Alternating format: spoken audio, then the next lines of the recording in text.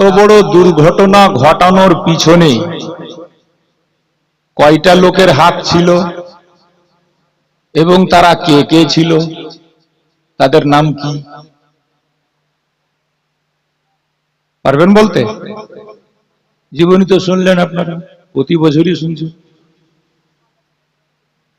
এত বড় ঘটনা ঘটালো কে? কারণ ইমাম হাসান হুসেন জান্নাতি ফুল, নামাসায় রসুল, মা ফাতেমার আখির পুতুল, মাজাল্লাহ সুম্মা মাজাল্লাহ, কোন সাহাবী কি তাদের শত্রু হয়ে গেছিল? জি, ইমাম হাসান হুসেনের সঙ্গে কি কোন সাহাবী দুশ্মনী করত? জি না। ইতিহাসে পাওয়া যায় আমার নবীর যত সাহাবা সবাই ইমাম হাসান হুসেনকে নিজের জান চাইতে, প্রাণ চাইতে, আওলাদ চাইতে, দৌলত চাইতে বেশি ভালোবাসত। বলুন সুবহানাল্লাহ। উদাহরণস্বরূপ হযরতে বেলালের নাম শুনেছেন সবাই। নবীর মসজিদের মুয়াজ্জিন কি নাম?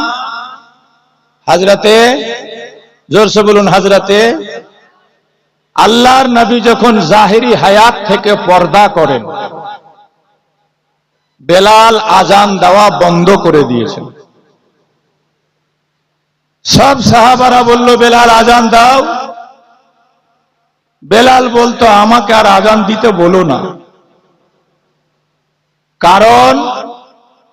কারণ হচ্ছে, যখন আমি আশহাদু আন্না মুহাম্মাদার রাসূলুল্লাহ পড়ব, বাহ্যিক হায়াতে আমার নবীকে দেখতে পাবো না, আমার সহ্য হবে না।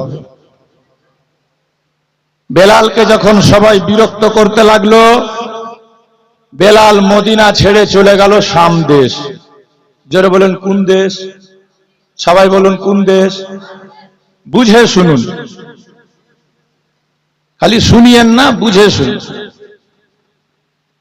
ইচ্ছা ছিল আর মদিনায় যাব না, নবী নাই, মদিনায় গিয়ে হবে কি? হঠাৎ একদিন বেলাল স্বপ্ন দেখছেন। নবী পাক স্বপ্নে এসে বলছে, বেলাল, আমার মদিনায় কি অভাব ছিল, তুমি মদিনা ছেড়ে শাম দেশ চলে আসলে? নবীকে স্বপ্নে দেখতে নেই, এটুকু কথা শুনতে নেই। আশিকের মনে প্রেমের জোয়ার উঠে গেল। সংকল্প বাতিল করলেন, পুটলি পাটলা বেঁধে নিয়ে রওনা হয়ে গেলেন মদিনা। মদিনায় বেলাল এসেছেন। আবার সাহাবারা বলছে, বেলাল আজান দাও, বেলাল আগের মতো আজান শোনাও। বেলাল বলছে না। সাহাবায়ে কেরাম বললেন, একটা কাজ করো, বেলালের মুখে যদি আজান শুনতে হয় তো ইমাম হাসান হুসেনকে ডাকতে হবে। জোরে বলুন সুবহানাল্লাহ, জোরে বলুন ইয়া হাসান, একবার বলুন ইয়া হুসেন, একবার বলুন ইয়া আলী। কাকে ডাকতে হবে? ইমাম হাসানকে আর হুসেনকে। আমি শুধু দেখাতে চাইছি যে সাহাবাদের দৃষ্টিতে দুই ভাইয়ের কি মর্যাদা ছিল। ডাকা হলো ইমাম হাসান হুসেনকে। যেই বেলাল আবু বকরের কথায় আজান দিতে রাজি হলো না, যেই বেলাল ওমর ফারুক আজমের কথায় আজান দিতে রাজি হলো না, যে বেলাল অন্য সাহাবীদের কথায় আজান দিতে রাজি হলো না, সেই বেলালকে রাজি করতে ডাকা হলো ইমাম হাসান হুসেনকে। ইমাম হাসান হুসেন এসে বলছেন, বেলাল, এ আমার নানার মুয়াজ্জিন বেলাল, আজান দাও। যেই বেলাল সবাইকে বলে দিয়েছে পারবো না আর আজান দিতে, সেই বেলাল ইমাম হাসান হুসেন কার বলতে পারলো না যে পারবো না আজান দিতে। যেটা বলুন সুবহানাল্লাহ। শুধু ঝলক। সাহাবীদের নজরে হাসান হুসেনের কি দাম ছিল। সাথে সাথে চাপলো, মিনারাতে বেলাল আজান দিতে শুরু করলো। আর যখনই আশহাদু আন্না মুহাম্মাদার রাসূলুল্লাহ পড়েছে, বেলাল কাঁপতে শুরু করলো। বেলালকে ধরে সবাই নামালো। এটাই ছিল বেলালের জীবনের শেষ আজান। তবে বেলালকে প্রশ্ন করা হয়েছিল, বেলাল, এত সাহাবীরা কাকতি মিনতি করলো, তুমি আজান দিলে না, আর ইমাম হাসান হুসেন বলতে নাই, আজান দিতে তুমি প্রস্তুত হয়ে গেলে কেন?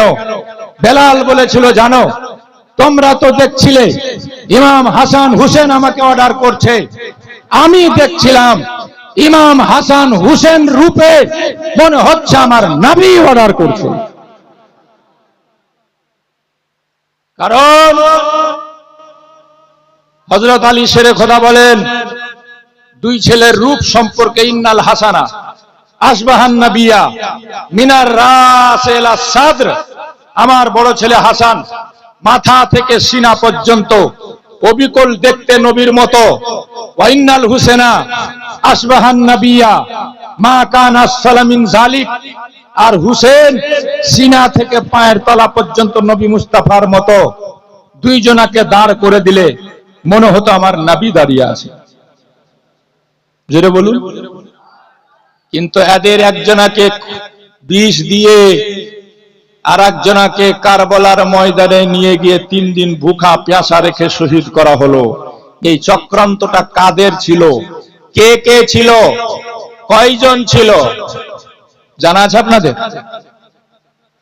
কারোর জানা থাকলে বলেন। এতগুলো লোকের মধ্যে কারোর জানা থাকলে বলেন। নাম্বার 1। নাম্বার 2, 5 মিনিটে শুনুন কারবালা। 5 মিনিটে, 5 দিন শুনছেন, 10 দিন শুনছেন, 5 মিনিটে শুনুন। ইমাম হুসেনের কাছে ইয়াজিদ শুধু হাত চেয়েছিল, হাত। এটাই তো? আরে হাহু করেন না। কি চেয়েছিল? হাত। আচ্ছা, হাত যদি দিয়ে দেয়, একটা মানুষের যদি হাত কেটে যায়, তো লোকটা জিন্দা থাকতে পারে কি পারে না? যারা বলেন পারে কি পারে না? কিন্তু যদি গলা কেটে যায়, গলাটা হলো গাছের জড় কেটে দেওয়ার মতো, হাতটা হচ্ছে একটা ডাল, একটা শাখার মতো। ইমাম হুসেনের কাছে একটা ডাল চেয়েছিল, ইমাম হুসেন ডাল দিল না, জড় কাটিয়ে দিল। এটা কেন করেছিল? 2 নম্বর। 3 নম্বর প্রশ্ন হচ্ছে, ইমাম হুসেন রাদিয়াল্লাহু তাআলা আনহু যখন জানছিল যে আমি কারবালার ময়দানে চলে গেলে আর কাউকে যেতে হবে না, এটা ইমাম হুসেন জানছিলেন যে আমাকে শহীদ করে দিলে আর কাউকে শহীদ করবে না। দেখুন, ইমাম হুসেনকে শহীদ করার পর আর কাউকে কিন্তু ওরা শহীদ করেনি। কথা ঠিক? তো ইমাম হুসেন জানা সত্ত্বেও হুরকে পাঠাচ্ছে, ওয়াহাবকে পাঠাচ্ছে, আব্বাসকে পাঠালো, আকবরকে পাঠালো, কাসিমকে পাঠালো, আলী আসগরকে পর্যন্ত দিয়ে দিল। তারপরে লাস্টে কেন গেল? প্রশ্ন হবে না? কারণটা কি? হুজুরের মুখে শুনছিলেন, খাজা বাবার গেটে লেখা আছে, এটা খাজা বাবারই তৈরি করা শের, ফার্সি ভাষা। কি? শাহ হাস্ত হুসেন, বাদশাহ হাস্ত হুসেন, দি হাস্ত হুসেন, দি পানা হাস্ত হুসেন, सरदार नदात दस्त दर दस्ते यजीद हक्का के बिना ये ला इलाहा हस्त। খাজা বাবা বুঝাতে চাই, দুনিয়াওয়ালা, ইমাম হুসেনকে তোমরা কি মনে করো? ইমাম হুসেনই বাদশাহ, ইমাম হুসেনই হচ্ছে শাহানশাহ, ইমাম হুসেনই হচ্ছে দ্বীন, ইমাম হুসেন হলো দ্বীনের পানহা। আরে শুধু তাই নয়, কলমার জড় ইমাম হুসেন। বলুন সুবহানাল্লাহ। ইমাম হুসেনই সব। বাবাজি ভাই, মা ও বোনেরা, শুনেছেন আপনারা? আহা, 2 পক্ষে আজান হচ্ছে, 2 দিকে নামাজ হচ্ছে। এবার দুনিয়ার মানুষ বুঝবে কি করে সত্য কোনটা, মিথ্যা কোনটা?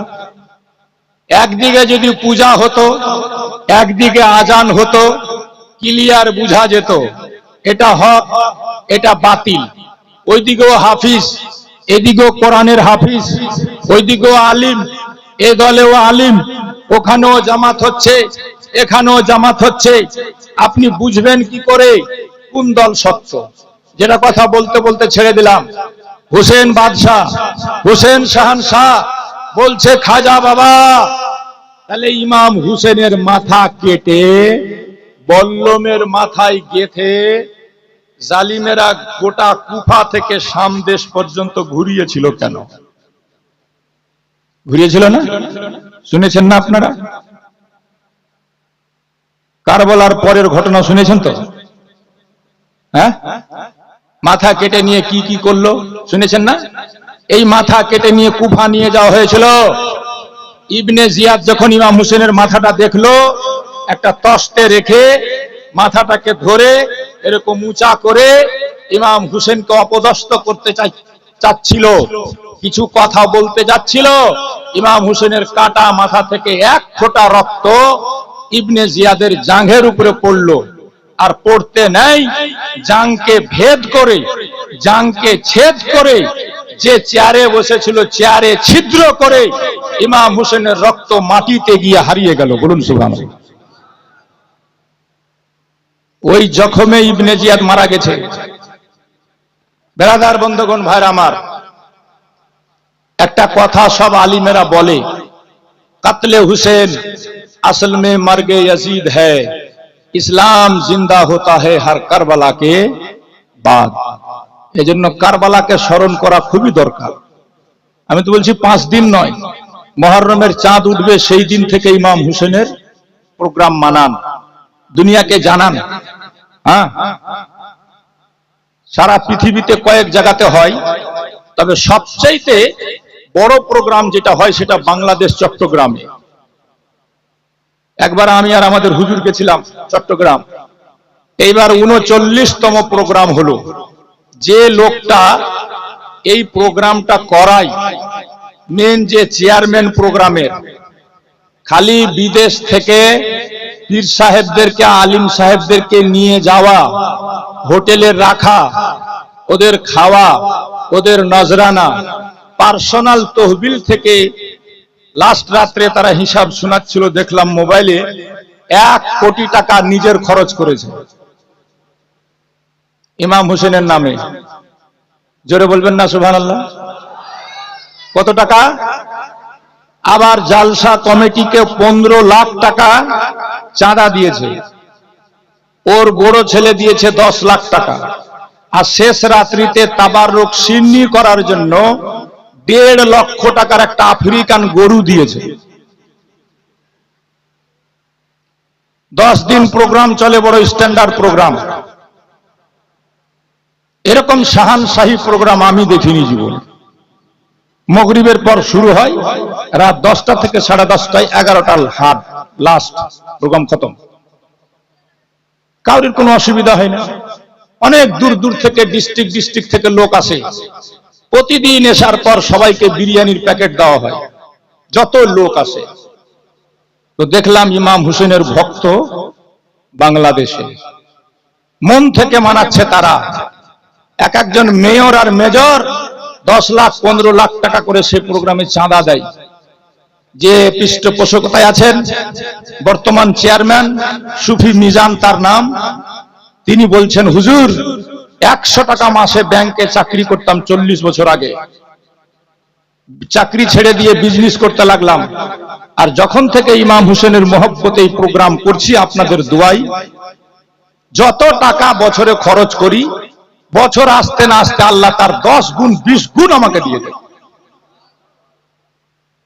কি বুঝতে পারলেন?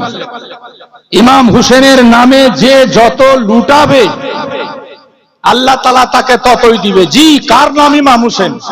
দৌলত চাই, ইমাম হুসেনের হয়ে যান। ধন চাই, ইমাম হুসেনের আশিক হয়ে যান। দুনিয়া চাই, ইমাম হুসেনের দিওয়ানা হয়ে যাও।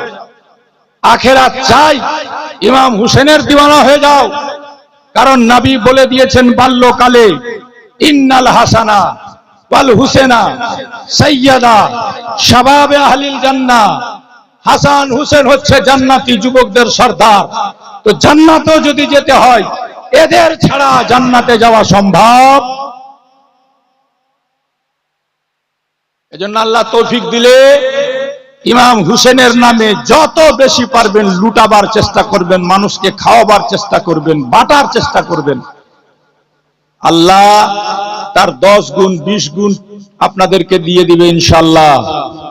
আজ আমরা ভাগ্যবান, তিন জন কারবালা থেকে বেঁচে আসা জাইনুল আবেদিন তিনার আওলাদকে আমরা এই স্টেজে দেখব।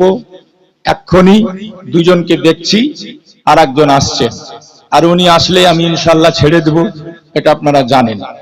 বাবাজি ভাই, তবে আমার বড় ইচ্ছা হচ্ছে কারবালাতে যে জুলুম হয়েছে আলে নবী আওলাদে নবীর প্রতি, সে সম্পর্কে কবি লিখেছে কবিতায় কয়েকটি ছন্দ, না লাগে মন্দ শোনাবো আপনাদেরকে। শুনতে রাজি আছেন?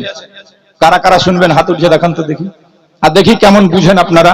কবি লিখছে, करबल में आली के लालों को जितने भी मिले खूंखार मिले। जोरे बोलते हैं, जोरे हाथ उठे बोलो या हुसैन। करबल में आली के लालों को जितने भी मिले खूंखार मिले। मुश्किल है कयामत तक कोई शबीर ऐसा दिलदार मिले। जोरे बोलুন ইয়া হুসেন। মাইকলা করে আওয়াজটা পাতলা কর না রে, গলা টানছে দুনিয়া। পিছাদিকে বক্স রেখেছে, সামনে রাখতে হয়, পিছে করে দিয়েছে বক্স, আওয়াজ টানছে। हाँ सुनुन। मालिक है जो हौज़े कौसर के, पाए ना वो करबल में पानी। ए खालिक अकबर तू ही बता, कैसी है रस्मे मेहमानी। खाने को बदन पर जख्म मिले, खाने को बदन पर जख्म मिले। पीने को लहू की धार मिले, खाने को बदन पर जख्म मिले। पीने को लहू की धार मिले। मुश्किल है कयामत तक कोई शबीर ऐसा दिलदार मिले। जोर से या हुसैन। बोले ये सकीना से अब्बास, आऊंगा मैं लेकर ही पानी। আব্বাস বলেছিল না, বেটি চিন্তা করিও না, আমি পানি নিয়ে আসবো। লিখছে সাহেব, बोले ये सकीना से अब्बास, आऊंगा मैं लेकर ही पानी। हो लाख कलम बाजू मेरे, हो लाख मेरा सीना छलनी। तलवार चले मुझ पर चाहे, तलवार चले मुझ पर चाहे। तीरों की मुझे बौछार मिले। मुश्किल है कयामत तक कोई शबीर ऐसा खूंखार मिले। करबल में अली के लालों को जितने भी मिले खूंखार मिले। जोर से बोलिए सुभान अल्लाह। करबल के 72 चेहरे जब आ जाते हैं मेरी आंखों में, दिल खून के आंसू रोता है ये सोच के सादा आंखों में। एक हुरूह शरीके गम निकले, एक हुरूह शरीके गम निकले, बाकी जो मिले गद्दार मिले। एक हुरूह शरीके गम निकले, बाकी जो मिले गद्दार मिले। मुश्किल है क़यामत तक कोई शबीर ऐसा दिलदार मिले। अल्लाहुम्मा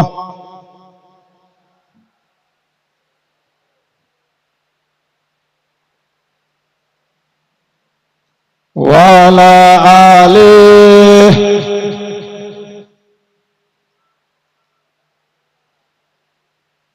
বাবাজি ভাই, বারবার আপনারা শুনেছেন আল্লাহ পাক কোরআনে নবী পাকের জুবান দ্বারা এলান করেছে, হাবিব তুমি বলে দাও, সারা পৃথিবীর মানুষকে, জগৎবাসীকে জানিয়ে দাও যে আমি তোমাদের কাছ থেকে ইসলাম প্রচারের বিনিময়ে কিচ্ছু চাই না, চাই শুধু আমার আওলাদের ভালোবাসা। জোরে বলুন সুবহানাল্লাহ। কেন চেয়েছিলেন নবী মুস্তাফা? কেন বলতে বলেছিল আমার আল্লাহ তাআলা? আল্লাহ সব জানে। একদিন এমন একটা সময় আসবে, আমি যে নবীর কারণে আকাশ, জমি, চন্দ্র, সূর্য, নক্ষত্র, গ্রহ, খারিদি বারিদি, লতাকা পতাকা, কীট পতঙ্গ সব বানালাম, একদিন এই দুনিয়ার মানুষ আমার ইবাদত করবে, সেই নবীর কালমাও পড়বে, আবার নবীর আওলাদদেরকে তারা সাতাবে, কষ্ট দিবে, দুঃখ দিবে, আঘাত করবে।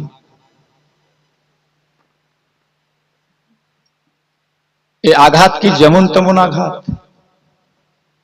শুনেছেন আপনারা? এক এক করে ইমাম হোসেনের সামনে সবাইকে শহীদ করা হচ্ছে। ইমাম হোসেন সবুরের পাহাড় হয়ে এক একটা লাশকে হাতে করে কোলে উঠিয়ে হিমাতে নিয়ে আসছেন। বলুন সুবহানাল্লাহ। ভাগনার লাশ, ভাতিজার লাশ, আকবরের লাশ, লাস্ট অব দি কোচি আসগরের লাশ। এবার আর খিমাতে কেউ নেই, শুধু জৈনুল আবেদিন আর ছোট ছোট দু একটা বাচ্চা আরো ছিল। কারণ ইতিহাস প্রমাণ করছে কারবালা থেকে যারা ফিরে গেছে তারা কেউ লিখেছে 18 জন ছিল আর কেউ লিখেছে 12 জন ছিল, মেয়ে ছেলে বাচ্চা কাচ্চা দিয়ে। তার মধ্যে ইমাম হোসেনের ছেলে জৈনুল আবেদিন, ইমাম হাসানেরও একটা ছেলে ছিল। এই যে বংশটা দেখছেন না, হাসানি হুসেনি, দুই দিক থেকে ইনারা সাইয়্যিদ। এটা তো আমাদের কপাল, এটা আমাদের ভাগ্য। গৌসে পাক বড় পীর আব্দুল কাদের জিলানী হচ্ছেন হাসানি হুসেনি, ইনারা ডাইরেক্ট গৌসে আজমের আওলাদ। নিসবাতান হচ্ছেন ইনারা সিমনানি, বংশগত হলো জিলানি। এজন্য নামের শেষে জিলানি আছে না, বংশগত জিলানি। হুজুর সৈয়দ আব্দুর রাজ্জাক নুরুল আইন গৌসে পাকের আওলাদের মধ্যে একজন, ওই আওলাদের নসল থেকে ইনারা, এজন্য ইনারা হলেন জিলানি খানদান। তো গৌসে পাকের ডাইরেক্ট খানদান ভারতবর্ষে যদি দেখতে চান, একটাই বংশ, সেটা হচ্ছে কেছোছাওয়ালা। গৌসে পাক ছিলেন হাসানি হুসেনি, ইনারা হচ্ছেন হাসানি হুসেন। আমি বলতে চাইছি বাবা, পৃথিবীতে এইরকম পরীক্ষা আল্লাহ তাআলা কাউরির আর নেবে না। কেউ এরকম পরীক্ষা আর দুনিয়াতে দিতে পারবে না। একাই হুসেন, নানা জানের পাগড়ি, আব্বা জানের জুলফিকার তরবারি, হামজার ঢাল, মায়ের চাদর মোবারক শরীরে বেঁধে নিয়ে যখন কারবালার দিকে রওনা হচ্ছেন, মেয়ে ছেলেদের মধ্যে হাহাকার উঠে গেল। যায়নাব বলে, ভাই তুমি চলে গেলে আমরা হয়ে গেলাম একা। সুবহানাল্লাহ। শাহরবানু বলে, হুজুর সবাই চলে গেছে, আপনিও যদি চলে যান এই জঙ্গলে আমাদেরকে সাহারা হবে। আর একটা মজার কথা শুনেন, এই শাহরবানুর একটা বোনের নাম ছিল মাহারবানু। কি নাম বললাম? জোরে বলেন। শাহরবানু বাপের বাড়ি হলো ইরান। কোথায়? জোরে বলেন কোথায়? ইরানের বাদশা ছিল শাহরবানুর বাপের বাড়ি ইরানে। ইরানের বাদশার বড় মেয়ের নাম মাহারবানু, যার বিয়ে হয়েছিল হিন্দুস্তানে চন্দ্রগুপ্তের সাথে। বাদশার ছেলে চন্দ্রগুপ্ত ইমাম হুসেনের সাড়ু লাগে, সাড়ু। এই হিন্দুস্তানের মাটির সঙ্গে ইমাম হুসেনের সম্পর্ক গোড়াগড়ি পুরাতন। বাদশাহ চন্দ্রগুপ্ত ইমাম হুসেনের সাড়ু, কারণ মাহারবানুর বিয়ে হয়েছিল পাকিস্তান আফগানিস্তানের সব জমি চন্দ্রগুপ্তের শ্বশুর চন্দ্রগুপ্তকে দান করেছিল। কথাটা বোঝা গেল? এই ভারতের সঙ্গে ইমাম হুসেনের পুরাতন সম্পর্ক। শাহরবানুর চেহারা অতিরিক্ত দেখতে সুন্দরী। বড় বড় বাদশাহ শাহজাদার ছেলেরা বিয়ের প্রস্তাব পাঠায়, শাহরবানুর পছন্দ হয় না, না করে দেয়। লাস্টে ওমর ফারুক আজমের জামানায় ইরানে যুদ্ধ হলো। ওমর ফারুক আজমের সৈন্যদের হাতে, সেনাপতিদের হাতে ইরানের বাদশাহ হেরে গেল। শাহরবানু বন্দী হয়ে মদিনায় আসলো। দেখতে খুবই সুন্দরী শাহরবানু। উমারের ছেলে আব্দুল্লাহ বিয়ের প্রস্তাব দিয়েছিল আব্বা জানের কাছে শাহরবানুর জন্য। ওমর ফারুক আজম খেলাফতের জামানায় বলেছিলেন, না না, শাহরবানু বাদশার মেয়ে, বাদশার শাহজাদে, বাদশাহ ঘরানা, তার দেখতে অপরূপ সুন্দরী, শাহরবানুর যোগ্য। যদি মদিনায় আমি কাউকে মনে করি, সেটা হলো আমার নবীর শাহজাদা, নবীর লাল ইমাম হুসেন রাদিয়াল্লাহু তাআলা আনহু। জোরে বলবেন না?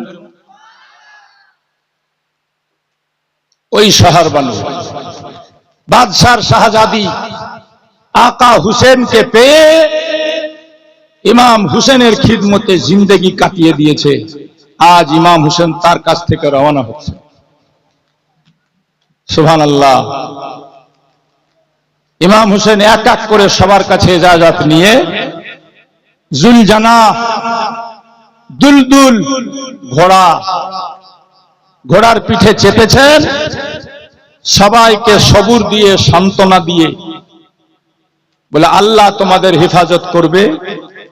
নিজের পাগড়ি ছেলে জৈনুল আবেদিনের মাথায় পরিয়ে যখন বের হচ্ছিলেন, ঘোড়াতে চেপে, দুলদুলে চেপে ঘোড়াকে চাবুক মারছেন, ঘোড়া এক পাও আগায় না। ইশারা করলেন, হে আমার ঘোড়া, তুমি কি ভয় পেয়ে গেলে? কেন যাচ্ছ না? ঘোড়া তখন ইশারা করলো ইমাম হুসেনকে। ইমাম হুসেন নিচের দিকে দেখছেন, তো ইমাম হুসেনের বেটি, ফুলের মতো চেহারা, পূর্ণিমার চাঁদের মতো চেহারা, হযরতে সাকিনা যার নাম। কেউ লিখেছে বয়স 4 বছর, কেউ লিখেছে 5 বছর, কেউ লিখেছে 7 বছর।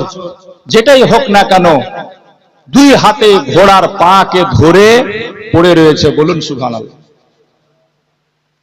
ঘোড়া ইশারা করে যেন বুঝাতে চাইছে, হুজুর, আমি পা উঠালে সাকিনার জীবন চলে যাবে। আমি চাই না সাকিনাকে মেরে ইয়াজিদি দলে ভর্তি হতে, এই জন্য আমি পা উঠাতে পারছি না। ব্রাদার, যাদেরকে জন্তু চিনেছিল, যাদেরকে জানোয়ার চিনেছিল, দুনিয়ার লোভে, রাজত্বের কারণে, সিংহাসন পাওয়ার জন্য কিছু অর্থের লোভী ইয়াজিদি শয়তানরা কলমা পড়ে, কোরআন পড়ে, হাদিস পড়ে নবী মুস্তাফার উপরে ঈমান আনার পরেও তারা ইমাম হোসেনকে, নবীর আওলাদকে চিনতে পারল না। সাকিনা ঘোড়ার পা ধরে আছে, ইমাম হোসেন কি ইশারা করছে, আব্বা আব্বা তুমি নিচে নেমে এসো। ইমাম হোসেন নেমে আসে। মা সবাই গেছে, তুমি বাধা দাওনি, কাসিম গেছে বাধা দাওনি, তোমার ভাই আকবর গেছে তুমি বাধা দাওনি, আব্বাস আলামবারদার গেল বাধা দাওনি, আমি যাচ্ছি তুমি বাধা কেন দিলে বলো? সাকিনা বলেছিলেন, আব্বা ওরা সবাই চলে গেছে, আমাকে কেউ ইয়াতিম বলবে না, কিন্তু তুমি চলে গেলে সবাই আমাকে ইয়াতিম বলে ডাকবে। আব্বা তুমি আমাকে ছেড়ে যেও না। ইমাম হোসেন বললেন, বেটি আমাকে তো যেতেই হবে মা। সাকিনা যখন দেখলেন আব্বাকে রুকা যায় না, আব্বাকে থামা যায় না, তখন সাকিনা বলেছিল, সবাই দাঁড়িয়ে যান, নারে তাকবীর, নারে রিসালাত, নবীরায়ে হুজুর আশরাফুল আউলিয়া, শাহজাদায়ে হুজুর তাজুল আউলিয়া, नारे तकबीर, नारे रिसालत, पीर का दामन, वली का दामन, औलादे नबी का दामन, शहनशाह सिमनान हुजूर सैयद माज अशरफ अशरफुल जिलानी, हुजूर सैयद माज अशरफ अशरफुल जिलानी, शाहजादा हुजूर ताजुल औलिया। सुभान अल्लाह, किस्मत वाला আমরা দেখতে থাকুন নুরানি চেহারা।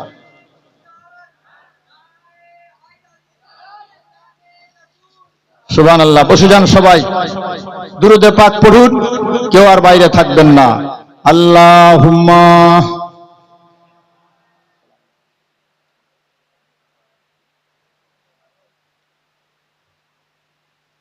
ওয়ালা আলিহি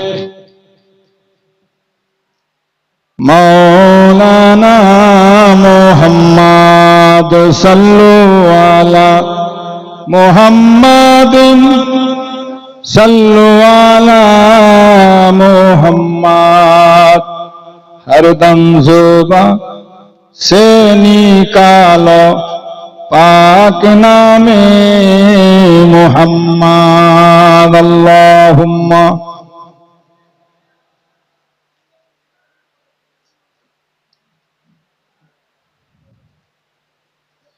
वाला आले।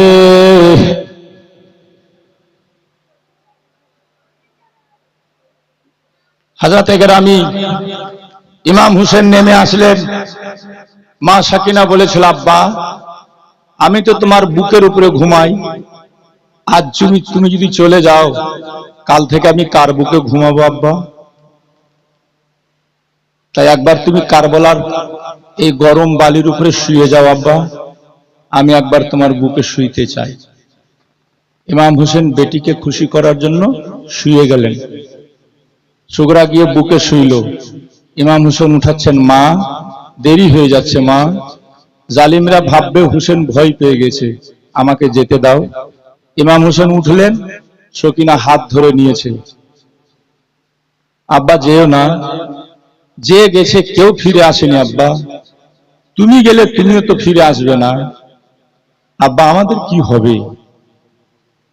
ব্রাদার, কম বড় দুঃখের কথা নয়, কম কষ্টের কথা নয়, তবে নানা জানের উম্মতের খাতিরে ইমাম হোসেন সবকে ত্যাগ করে সবুরের পাহাড় হয়ে কারবালার ময়দানে গেছেন,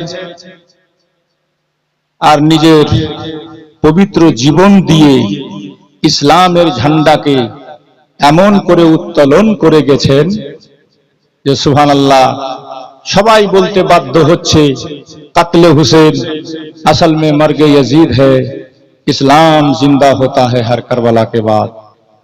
ইমাম হোসেন কতল হলো, ইয়াজিদ মরে গেল। কেমন মরে গেল? পৃথিবীতে খুঁজে দেখেন, মুসলমান তো দূরে থাক, হিন্দুদের বাড়িতেও কেউ নিজের ছেলের নাম ইয়াজিদ রাখে না। কথা ঠিক না ভুল? আর তালতলা গোপাল প্রসাদে যদি খোঁজ করেন 1 নয় 100 জনের বাড়িতে হুসেন পাবেন পাবেন পাবেন কি না?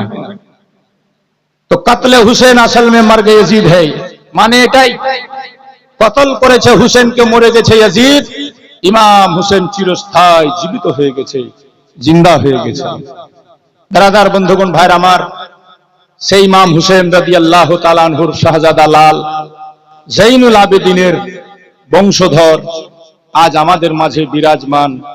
সুবহানাল্লাহ। যে জৈনুল আবেদিন আব্বাজানের শহীদের পর যতদিন দুনিয়াতে বেঁচে ছিলেন কেউ তাকে হাসতে দেখেনি, শুধু চোখ দিয়ে পানি পড়তো, আর যখনই পানি খেতে যেতেন তখন সহ্য করতে পারতেন না, কারণ এই পানির জন্যই শহীদ করা হয়েছিল কারবালাওয়ালাদেরকে।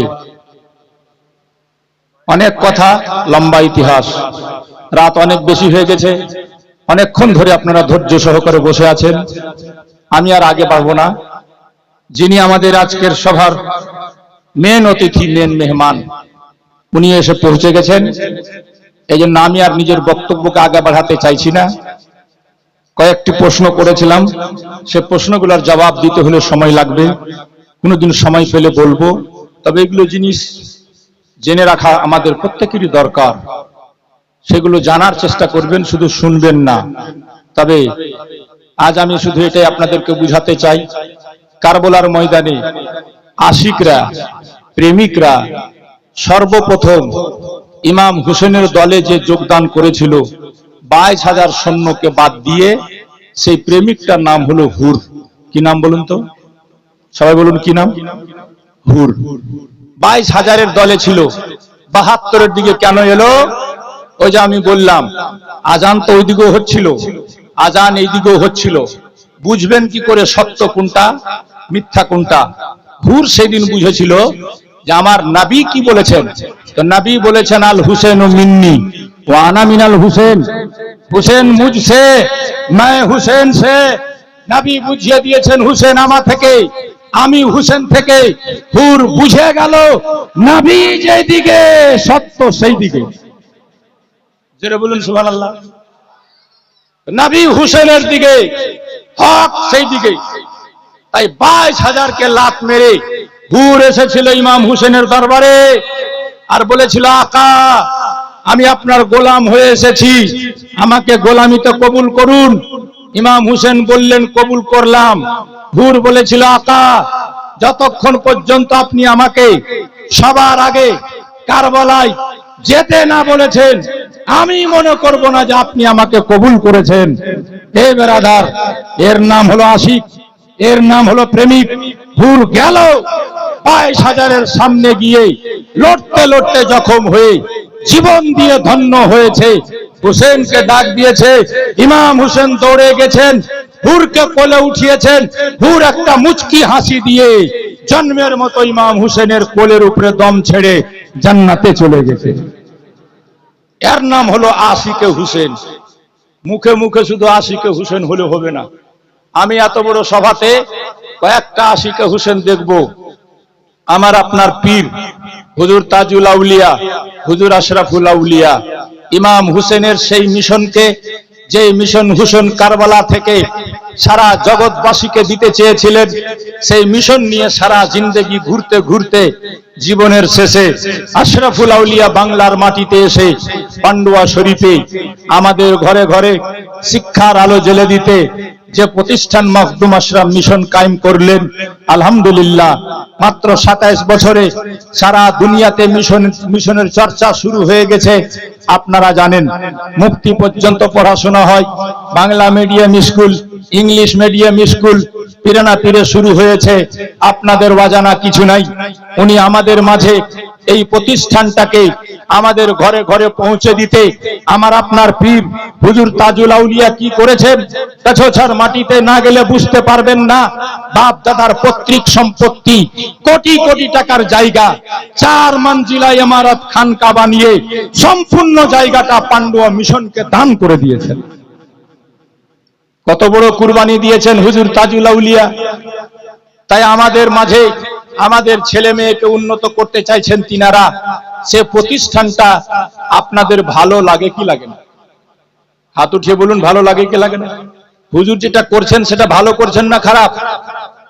কোনদিন জীবনে বলেননি, কোনদিন জীবনে বলেননি যে আমার খানকার জন্য পয়সা দাও, কোনদিন জীবনে বলেননি উরুসের জন্য পয়সা দাও, কোনদিন জীবনে বলেননি যে আমার বাড়িতে পয়সা পাঠাও। জি না, আমাদের মাঝে, আমাদের মালদাতে আমাদের ছেলে মেয়ের জন্য করতে গিয়ে নিজের বাপ দাদার কোটি কোটি টাকার সম্পত্তি ওই সময়তে হুজুর দান করেছিলেন, যে সময়তে মিশনের এত পয়সাও ছিল না যে সেই জায়গাগুলা কিনতে পারবে।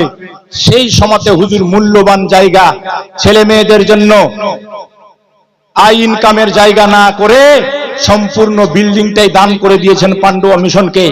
সেই বিল্ডিং এর ইনকামে বর্তমানে আরেকটা জায়গা কাছাছা শরীফে কিনে ওখানেও 3-4 তলা বিল্ডিং খানকা তৈরি হয়ে গেল, সেটাও সম্পূর্ণ পান্ডুয়া মিশনের জন্য। বলুন সুবহানাল্লাহ। আমি শুধু আপনাদের কাজ শেষ রাতে আওলাদে হুসেনের হাতে দোয়া নিতে মাত্র 5,000 টাকা করে